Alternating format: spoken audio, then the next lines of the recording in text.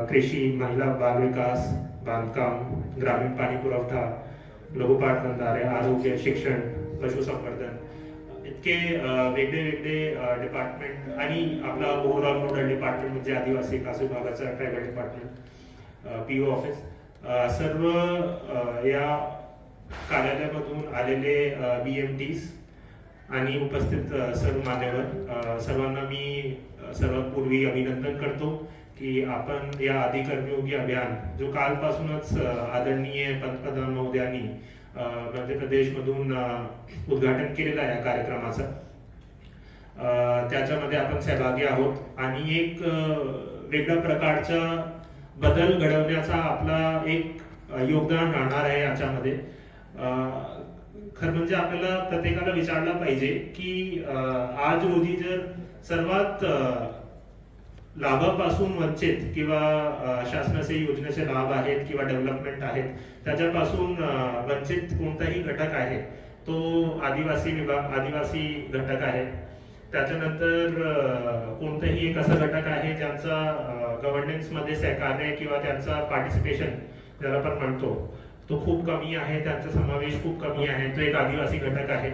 आणि जर आपल्याला 2047 पर्यंत डेव्हलप व्हायचे देशाला तर शेवटचा घटक जोपर्यंत डेव्हलप होणार नाही, पुढे जाणार नाही, तोपर्यंत आपला तो जो ऑब्जेक्टिव्ह आहे, तो आपला स्वप्न आहे, तो पूर्ण होऊ शकत नाही. तर हे सगळे एक म्हणजे विचारात घेऊन शासनाने, केंद्र शासनाने आणि राज्य शासनाने अशा प्रकारचे एक आदि कर्मयोगी अभियानची सुरुवात केलेली आहे. आणि जसं आता नवंदर साहेबांनी सांगितलं की एक गव्हर्नन्स प्रोग्राम आहे, याच्यामध्ये पूर्ण देशात 30 राज्य समाविष्ट आहेत. 30 राज्यातील 550 जिल्हे समाविष्ट असणार आहेत आणि त्याच्यामध्ये एकूण आपल्याला 1 लाख खेड्यामध्ये जवळपास 20 लाख आदि कर्मयोगी आपल्याला तयार करायचे आहे. आणि जर नंदुरबार जिल्ह्याचा आपण बघितला तर आपले 6 तालुक्यामध्ये 717 गाव याच्यामध्ये समाविष्ट आहे आणि जवळपास 9,20,000 पेक्षा जास्त आदिवासी लोकसंख्या याच्यामध्ये याचा लाभ घेणार आहे. भरपूर गोष्टी बद्दल नावंदर साहेबांनी सांगितलं होता, पण जर आपण या आदि कर्मयोगी योजनाचा बघितला की धोरण काय याच्यामध्ये, तर सर्वात इम्पॉर्टंट आहे की ग्राम कृती आराखडा म्हणजे विलेज ऍक्शन प्लॅन हे तयार करणं.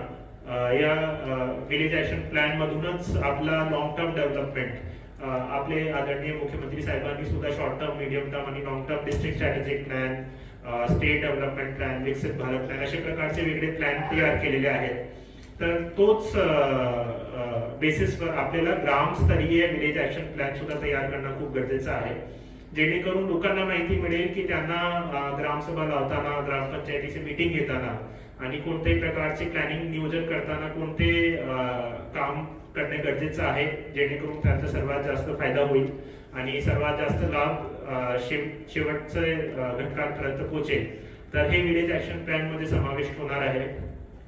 त्याशिवाय त्याच्यानंतर आदि सेवा केंद्र गठीत करणं, स्थापन करणं, ज्याच्यातून ग्रामस्थ स्तरावर 1-2 तास समय देऊन आपल्याला सेवा करायचे, जे आपले प्रत्येक ग्रामामध्ये 20 लोक आपण तयार करणार आहोत. त्यांना गव्हर्नन्स लॅब कार्यशाळा आपण आज या ठिकाणी करत आहोत. अशीच प्रकारची गव्हर्नन्स लॅब कार्यशाळा प्रत्येक ग्राममध्ये सुद्धा होणार आहे आपले सर्व BMTs मार्फतीने.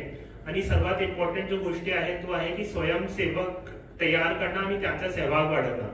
आपल्याला सर्वांना माहिती आहे की प्रत्येक गावामध्ये शिक्षक आहेत, डॉक्टर्स आहेत, बचत गट आहेत, महिला बचत गट आहेत, अशा प्रकारचे वेगळे लोक असतात. सोबत ग्रामस्थ अधिकारी, पदस्थ अधिकारी सुद्धा असतात. तर सर्वांची जबाबदारी आहे की एक आदि सहयोगी, आदि साथी म्हणून काम करणं, जेणेकरून जे आदिवासी घटक आहे त्यांना जास्तीत जास्त प्रकारचा सहभागी करता येईल, जनजागृती करता येईल आणि अशा प्रकारचे त्यांना कोणत्याही प्रकारची मदत हवी आहे तर मदत सुद्धा करता येईल. तर एक क्षमता बांधणीचा, कॅपॅसिटी बिल्डिंगचा प्रोग्राम या आदि कर्मयोगी मार्फतीने आपण करणार आहोत. आणि आपण जे वेगळे योजना आदिवासी भागात आपण राबवतो, येणाऱ्या अपना धरती आबा जनजागृती जनजातीय ग्राम उत्कर्ष अभियान आहेत, चालू PM जनमन प्रोग्राम आहेत, काही ठिकाणी सिकल सेल एलिमिनेशन प्रोग्राम आहेत. असे प्रकारचे वेगळे प्रोग्राम जे आपण आदिवासी भागात स्पेशली करतोय फोकस करून, त्याचा अजून एक चांगला वाढ होईल. त्याच्यामध्ये प्लॅनिंग करून त्याची अंमलबजावणी उत्कृष्टपणे होणार आहे आणि कोणत्याही प्रकारचा पार्टिसिपेटरी अप्रोच मधून आपण काम करतो तर त्याचा खूप फायदा होतो. आणि आपण पास्ट मध्ये सुद्धा बघितलेलं आहे की आपले असे भरपूर गाव आहेत ज्याच्यात पूर्ण आपण हेगडे बाजारचं आपण नाव ऐकलेलं असेल. असे प्रकारचे भरपूर गाव आहेत आपल्या महाराष्ट्रामध्ये सुद्धा आहेत ज्या ठिकाणी लोकांची चळवळीतून इतका छान कार्यक्रम केलेला आहेत ना, डेव्हलपमेंट त्या गावात झालेला आहे की तशा प्रत्येक गावात झाला पाहिजे. आणि जर तसा प्रत्येक गावात झाला तर 100% आपण 2047 काय 2030-35 पर्यंत आपण खूप डेव्हलप होऊ शकतो. तर अशा प्रकारचं एक या आदिकर्मयोगीचं उद्दिष्ट आहे. तर आपण सर्व इथे जमलेलो आहोत. आपली जबाबदारी आहे की आपण याच्यात सहभागी व्हावा. पूर्ण जिल्हा परिषदची टीमचे मार्फतीने मी ट्रायबल डेव्हलपमेंट डिपार्टमेंटना आश्वासन देतो की आमची पूर्ण टीम इथे जे जमलेली आहे त्यांचे 100% पार्टिसिपेशन राहणार आहे. ते मोटिवेटेड होऊन काम करणार आहेत आणि या प्रोग्रामला आपण सक्सेसफुल करू आणि कशा एक पुढे जाता येईल, चांगला काम करता येईल आपण दाखवू. आणि नंदुरबार जिल्हा सर्वात डेन्सली पॉप्युलेटेड आपण सांगू शकतो की आदिवासी जिल्हा महाराष्ट्राचा आहे.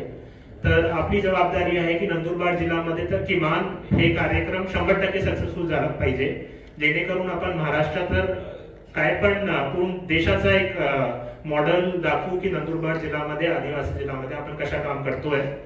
तर आमचं पूर्ण सहकार्य राहणार आहे आणि सर्व उपस्थित BMTs आम्ही परत वेलकम करतो, अभिनंदन करतो आणि आपण या ठिकाणी सगळे जमलेलो आहोत आणि शुभेच्छा सुद्धा देतो की 3 दिवसाचा कार्यक्रम खूप यशस्वीपणे तुम्ही राबवाल आणि आपण पुढे जाऊन एक चांगला काम करूया.